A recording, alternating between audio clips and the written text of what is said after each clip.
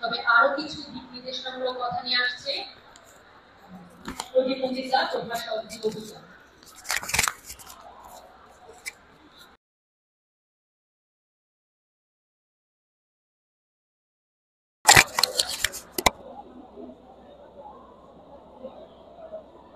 বাংলাদেশ নৌবাহিনী স্কুল ও কলেজ চট্টগ্রামে এসএসসি 2025 শিক্ষার্থীদের বিদায় অনুষ্ঠানে মাননীয় সভাপতি, বাংলাদেশ নৌবাহিনী কলেজের সুযোগ্য অধ্যক্ষ মহোদয়, উপাধ্যক্ষ মহোদয়, সম্মানিত সহকর্মীবৃন্দ ও প্রাণপ্রিয় ছাত্রছাত্রীবৃন্দ, শুভ অপরাহ্ন।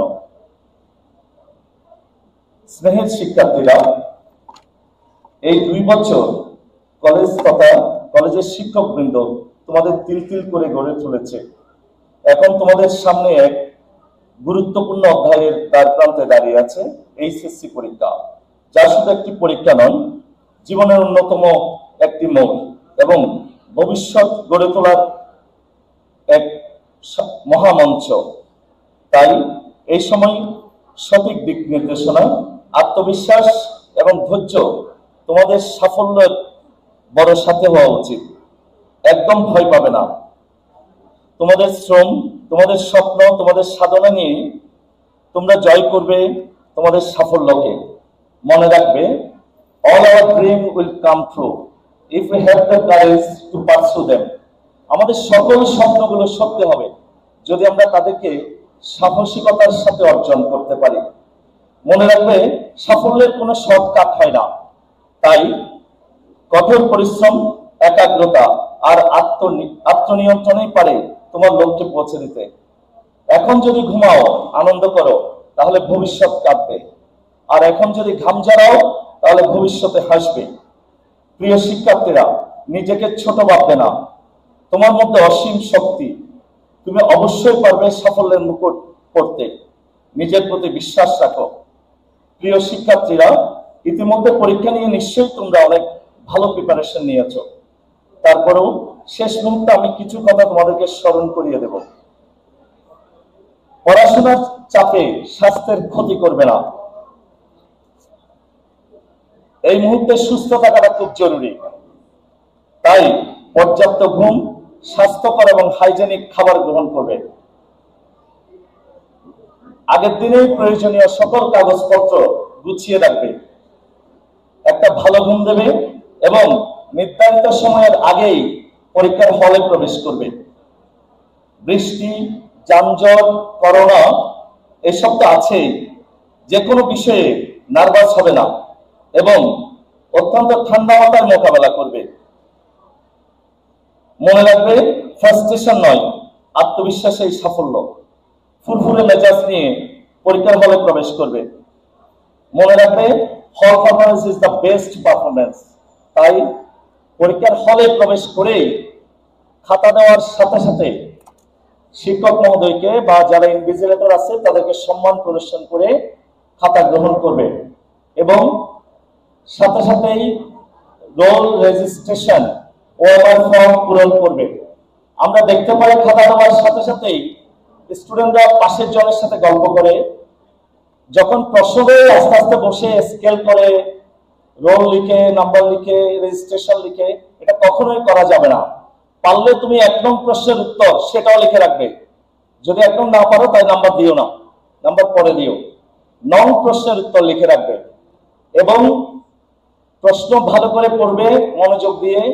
অনেক সময় হল থেকে বেরোয় আমাদেরকে বলে, স্যার এটা তো আমি খেয়াল করি নাই, এটা যে না ছিল এটা তো বুঝি নাই আমি। অনেকে এরকম বলে। আর এমসিকিউর ক্ষেত্রে অত্যন্ত সতর্কতার সাথে সর্বোচ্চ মেধা খাটিয়ে আনসার করবে, কারণ একটা এমসিকিউ ভুল হলে তোমার 1 নাম্বার চলে যাবে। কিন্তু এই 1 নাম্বারে তোমাকে গোল্ডেন প্লাস এনে দেবে। সেজন্য আমরা এমসিকিউর প্রতি অত্যন্ত যত্নশীল হব এবং সিকিউর প্রতিও প্রশ্ন ভালোভাবে পড়ব। শুরু থেকেই পাশের জনের সাথে গল্প করবে না। অবশ্যই ইনভিজিলেটরদেরকে বিরক্ত করবে না, তাহলে তার প্রভাব পরীক্ষার উপর পড়বে। আর প্রিয় শিক্ষার্থীরা, মনে রাখবে, তোমার একটা সুন্দর পরিচ্ছন্ন খাতা পরীক্ষকের কাছে তোমার প্রতিনিধিত্ব করবে।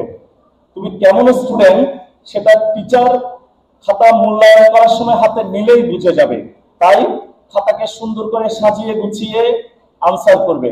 তুমি সব প্রশ্নের উত্তর যেটা পারবে সেটা আগে আনসার করবে। কোনো প্রশ্ন খালি রাখার দরকার নাই।